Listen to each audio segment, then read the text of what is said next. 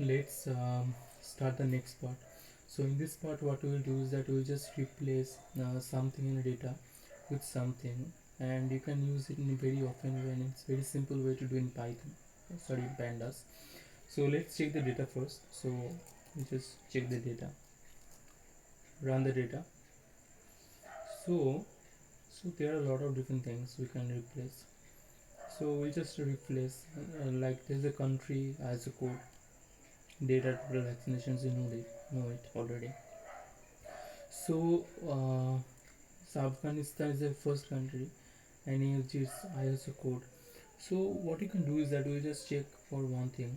So we just replace AFG with the first like Afghan GHN. So let's see how it is, how it will go, how it is very easy. So data dot replace. So we'll just use the replace method. Okay, replace, and replace. What we will do is that what you need to replace. So we need to replace AFG. So we just copy it here. So just replace AFG with which we would like to replace. So as I mentioned earlier, so I'll just replace with Afghan.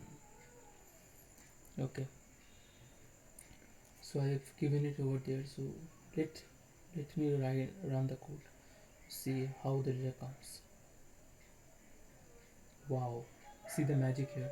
So AFG, whenever there was AFG, which has been replaced by Afghan, there's a magic of pandas. It's very handy. But one thing is that there is one problem.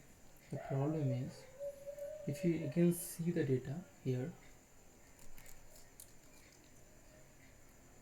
it's still showing AFG. So that means is that you have done over there something which haven't saved in the data.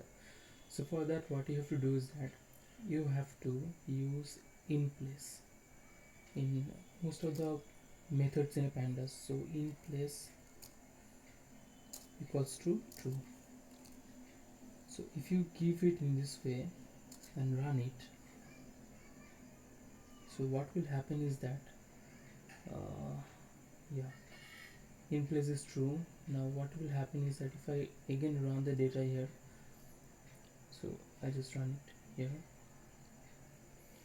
So now we can see the data that Afghan has changed to, like, AFG has changed to Afghan. So that is the magic of pandas. I hope this trick will help you in your future data exploration and data engineering. Thank you.